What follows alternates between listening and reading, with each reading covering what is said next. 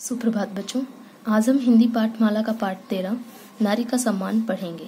दरअसल यह एक कविता है और इस कविता के अंतर्गत हम जानेंगे कि नारी आज के समय में कमजोर नहीं रही, वह भी पुरुष के साथ कंधे से कंधा मिलाकर चल सकती है।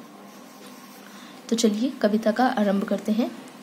बलिदान तथा ममता का साक्षात रूप है नारी है, त्याग तथा प्रेम के समन्वय की दृष्टांत नारी है। नारी है महान जिसने सृष्टि को चलाया है, वीरांगना है नारी स्वतंत्रता संग्राम में भी हाथ बटाया है। बलिदान यानी कि कुर्बानी और ममता यानी कि स्नेह और प्यार, इन दोनों का साक्षात रूप नारी है। ठीक है, नारी में दोनों ही रूप हमें देखने को मिलते हैं।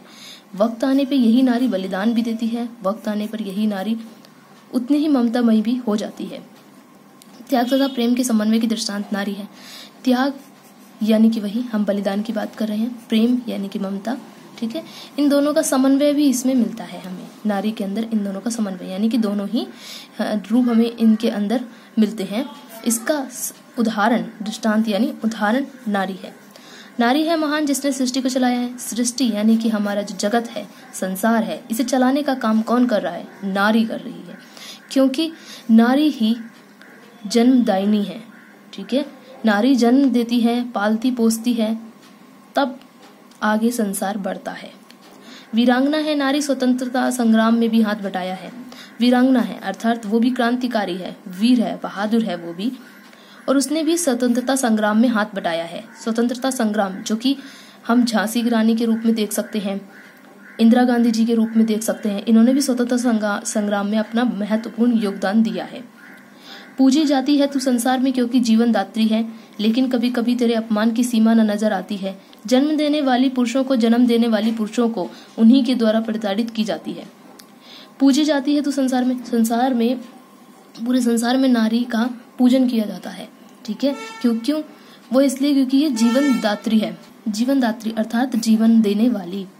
लेकिन कभी कभी तेरे अपमान की सीमा नजर आती है। कभी कभी नारी का इतना निरादर किया जाता है, इतना अपमान किया जाता है कि उसकी कोई सीमा नहीं होती।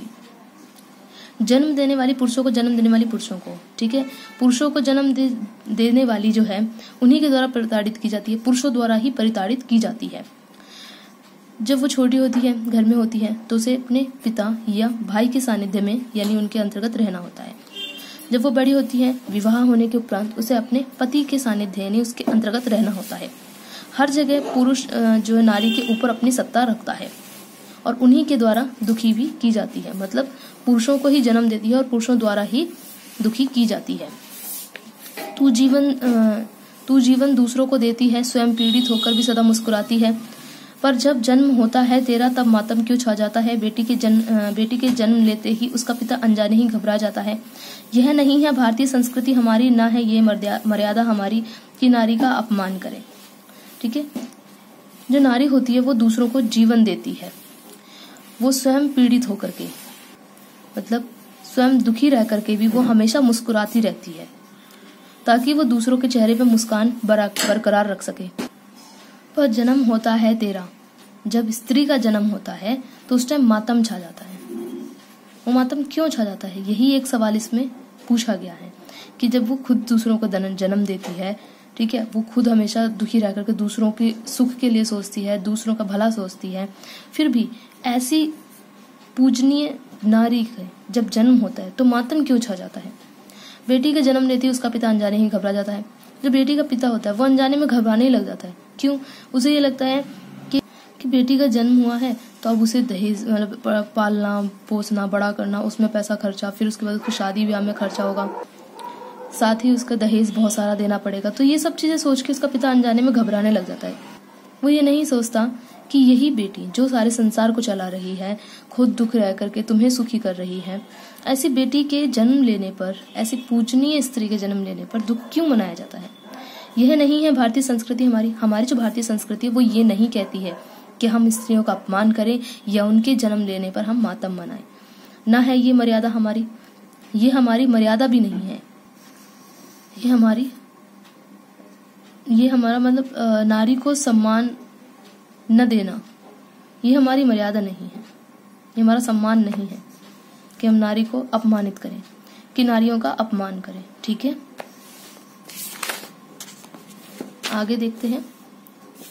जीवन देने वाली का तिरस्कार करें। ठीक है, जो जीवन देने वाली है उसका हम तिरस्कार करें, यानी उसका हम अनादर करें, ये हमारी संस्कृति नहीं है। नारी ने अब अपनी शक्ति को पहचाना है, कम नहीं है वह पुरुषों से, इस सत्य को जाना है। थी कभी वह अबला निसहाय, निर्भर थी दूसरों पर, परंतु आज नहीं। नारी जो है वो अब यानी इस समय में अपनी शक्ति को पहचान चुकी है। वह कम नहीं है पुरुषों से, वह जानती है कि वह पुरुषों से कम नहीं है, वो इस सत्य को जान गई है। हाँ, वो कभी समय था ऐसा कि जब वो अबला थी, निस्सहाय थी, दुखी रहती थी, दूसरों पर आश्रित रहती थी, ठीक है, दूसरों पर निर्भर रहती थी, परंतु आज नहीं। किंतु आज के समय में उसने अपने सत्य को पहचान लिया है, अपनी शक्ति को पहचान लिया है, इसलिए वो आज के टाइम क्या है, अन्याय को अब वह सहती नहीं, वो अन्याय को नहीं सहती है, स्वावलंबी है, दूसरों का मुंह ताकती नहीं, आत्मनिर्भर है। ठीक है, वो अपने आप अपना खर्चा, साथ ही अपने परिवार का खर्चा भी चला सकती है। ठीक है, इसलिए उसे दूसरों का मुंह नहीं ताकना पड़ता। पहले के समय में क्या होता था, स्त्री घर से बाहर नहीं जाती थी, वो कुछ कमाती नहीं थी। सबसे पहले तो स्कूल घर में ही, सबसे पहले जहाँ जन्म हुआ वहाँ घर में, स्कूल नहीं जाना। फिर बड़े हुए, क्योंकि स्कूल नहीं गए तो समझ नहीं आई किसी चीज़ की, नहीं उतनी बुद्धि का विकास हुआ। शादी के बाद फिर हमेशा घर में ही रहना है, घर से बाहर नहीं जा सकते, तुम बहू हो, इज्जत चली जाएगी घर से बाहर गए तो हमेशा घर में रहना।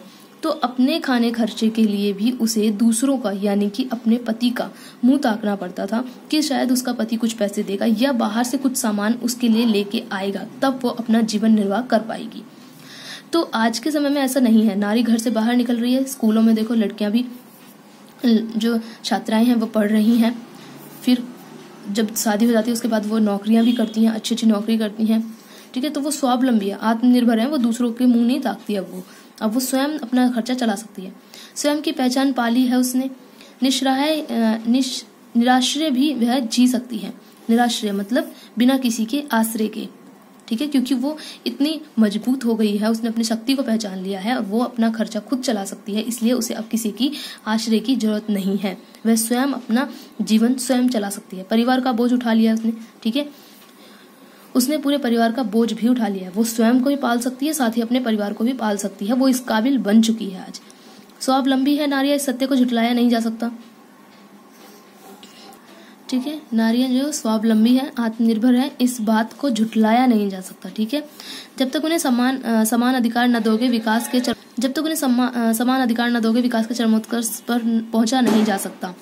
जब तक उन्हें समान अधिकार, मतलब जो उनको पुरुषों के बराबर न माना जाए, जब तक, ठीक है, जब तक उनको पुरुषों के समान नहीं माना जाएगा, तब तक विकास जो कर रहा है हमारा देश या समाज या हमारा जो संसार है, विकास कर रहा है, उसकी चरम सीमा, यानी उसकी जो अंतिम सबसे ऊंची चोटी जो होती है ना, ये वाली जो चरम सीमा है, उस तक नहीं पहुंच सकता।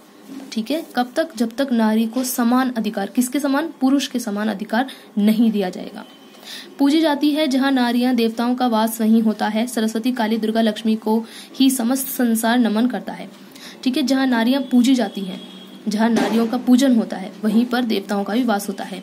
यहाँ पे हम बात कर रहे हैं अर्धनारीश्वर के बारे में। अर्धनारीश्वर अर्थात जहाँ पे आधा पुरुष और आधे नारी दोनों मिलकर एक हो जाते हैं, उसे हम अर्धनारीश्वर कहते हैं। ठीक है, जहाँ पे आदि और शक्ति यानी शिव और पार्वती दोनों एक रूप में मिल जाते हैं। तो इस तरह, मतलब जहाँ पे नारी का पूजन किया जाएगा, वहीं हमारे देवताओं का भी वास होगा। सरस्वती, काली, दुर्गा, लक्ष्मी को ही समस्त संसार नमन करता है। अब माँ सरस्वती है, माँ काली है, माँ दुर्गा है, ये तीनों भी क्या है, ये तीनों भी स्त्रियां हैं, पर लेकिन इनको पूरा संसार नमन करता है।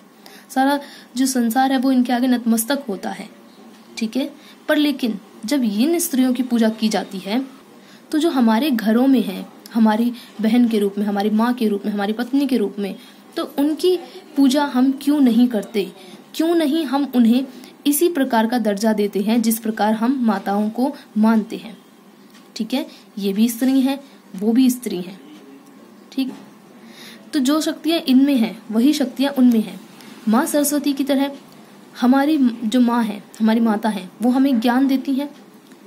माँ काली की तरह वो हमारी हर कष्ट से, हर उसमें रक्षा करती हैं। ठीक है, जो भी हमारे आसपास, हमारे जो भी हर जगह हमारी रक्षा करती हैं। माँ दुर्गा की तरह वो हमारे अंदर शक्ति का संचार करती है। ठीक है, वो हमेशा हमें ये कहती हैं कि बेटा तुम ये काम करो, तुम ये काम कर सकते हो, तुम कोई भी काम वो नहीं है, असमर्थ नहीं हो तुम किसी भी काम को करने में। तो वो हमें हमारे अंदर शक्ति का संचार करती हैं। तो फिर ऐसे तीनों माताओं के गुण रखने वाली वो स्त्री जो हमारे माँ के रूप में है, उनकी हम पूजा क्यों नहीं करते, क्यों हम उन्हें अपमानित करते हैं। ठीक है, इसलिए अंतर नर और नारी में करना छोड़ दो। जो नर और नारी के अंदर हम अंतर रखते हैं ना, कि ये आदमी है तो बहुत अच्छा है, बलवान है, बहुत अच्छा है, और ये स्त्री है तो बेकार है, कमजोर है, कुछ नहीं है ये, तो ये अंतर करना छोड़ दो। नारी के सम्मान की सदैव रक्षा करो। नारी का जो सम्मान है, जो उसकी मर्यादा है, ठीक है, उसकी सदैव रक्षा करो। ठीक, यानी कि नारी का कभी अपमान नहीं करना चाहिए। ठीक है, हमें उसकी शक्ति को पहचानना चाहिए। जहां एक और पुरुष इस संसार को चलाने का काम करता है, वहीं नारी भी उतने ही बराबर के अधिकार से संसार को चलाने का कार्य करती है। यदि नारी संसार में न हो तो उस संसार की हम कल्पना भी नहीं कर सकते। क्या आप एक बार कल्पना करके देख सकते हो जहाँ पे स्त्रियां ना हो, ऐसा संसार जहाँ सिर्फ आदमी हो? सिर्फ आदमियों के होने से ही संसार नहीं चल सकता। यहाँ दोनों की अर्थात अर्धनारीश्वर की आवश्यकता है। इसलिए नारी का भी सम्मान करना बेहद जरूरी है। तो आपका ये मैंने कविता आपको समझा दिया, आपको अच्छे से समझ में आ गई होगी। अब आप इसका अभ्यास आराम से कर सकते हैं।